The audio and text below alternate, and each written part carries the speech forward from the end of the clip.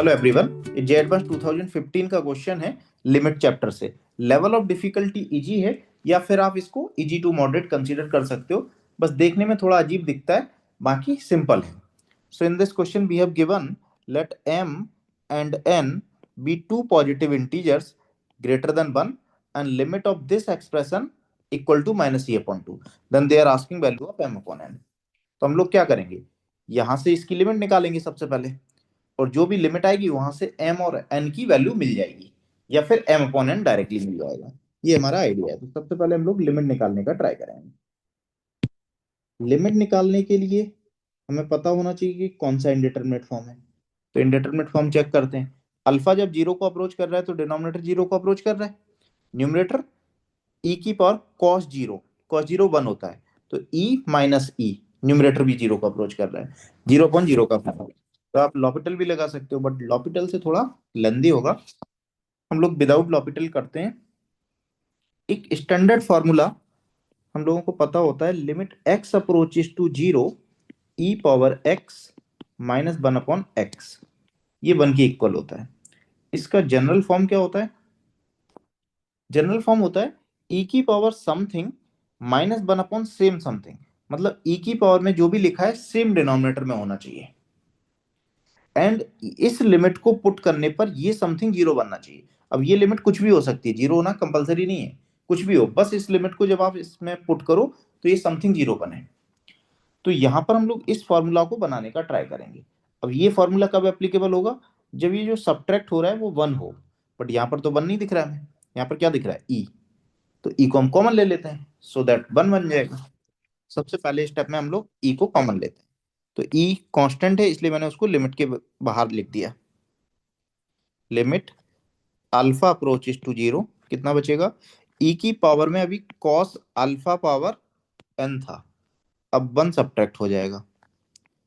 Cos alpha power n minus one, and ये minus one upon alpha power n. ये हमारा question बन जाएगा, and this is given us minus e upon two. ठीक, मैंने क्या किया, इस ई को कॉमन लिया। यहां से ई को कॉमन लेंगे तो इसकी पावर में अभी क्या है? Cos of alpha power n minus one हो जाएगा, ये हो गया। अब स्टैंडर्ड फॉर्मूला बनाना है तो ई की power something minus one upon same something होना चाहिए। वो तो डिनोमिनेटर में नहीं है, नहीं है तो हम लोग मल्टीप्लाई डिवाइड कर लेते हैं। तो यहां पर मैं लिख रहा हूँ cos of alpha power n minus one. यदि मैंने डिनोमिनेटर में लिखा है तो फिर इसको बैलेंस करने के लिए हम लोग न्यूमरेटर में भी लिखेंगे। तो न्यूमरेटर में cos alpha power n minus one लिखने की बजाय मैं लिख दे रहा हूँ one minus cos alpha power n. अब एक जो माइनस आएगा उस माइनस को मैंने बाहर लिख दिया। Cos alpha power n minus one denominator में लिखा, न्यूमरेटर में one minus cos alpha power n लिखा, बट एक माइनस को मैंने बाहर एडजस्ट कर दिया। अब हम लोग क्लियरली देख सकते हैं ई की power something minus one upon same something one होता है, तो हम लोग इसको वन बोल देंगे।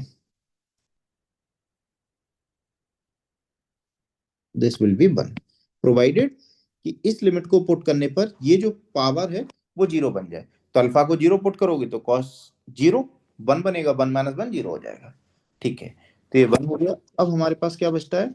One minus cos alpha power n upon alpha की power m, minus e outside limit alpha approaches to zero one minus cos alpha power n divided by alpha power m, and ये minus ये upon two की equal है।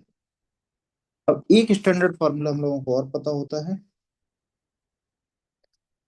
Limit x approaches to zero one minus cos x upon x square, ये होता है one upon two.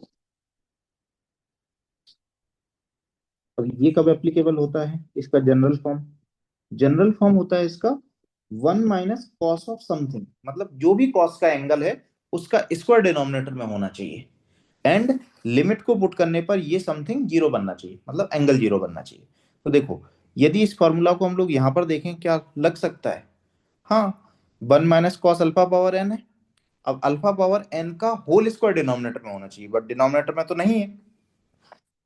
नहीं है तो मल्टीप्लाई और डिवाइड कर लेंगे, इसलिए मैं डिनोमिनेटर में लिख रहा हूँ अल्फा पावर एन का होल स्क्वायर। यदि मैंने यहां पर लिखा तो बैलेंस करने के लिए न्यूमरेटर में भी लिखना पड़ेगा।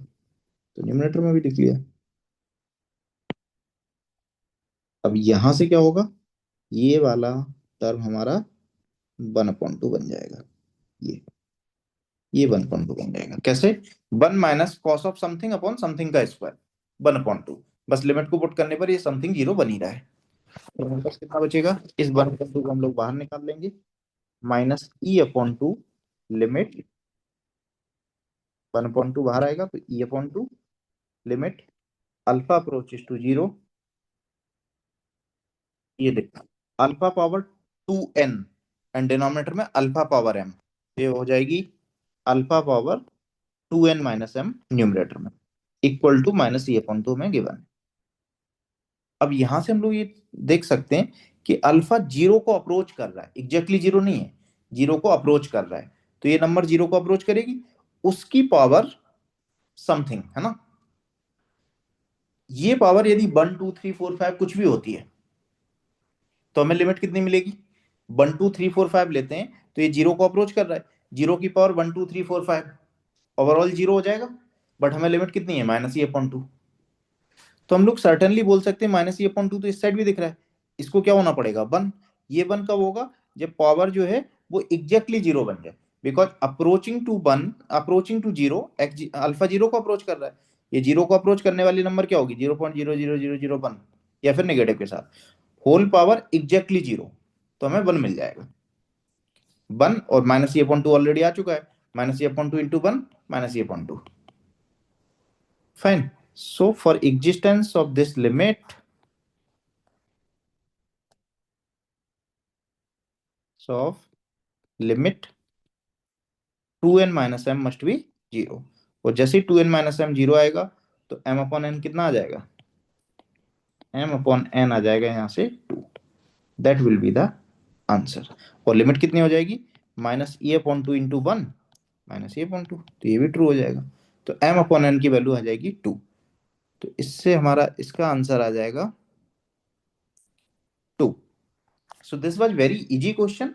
बस आपको ये फॉर्मूला तो पता ही होते हैं, बस उनका सही यूज पता होना चाहिए और जनरेट करना है। ये ई दिख रहा है पहला स्टेप, यदि आप ई को कॉमन ले लोगे तो यहाँ पर वन जनरेट हो जाएगा, वन जनरेट हो जाएगा उसके बाद फिर इजी हो जाएगा।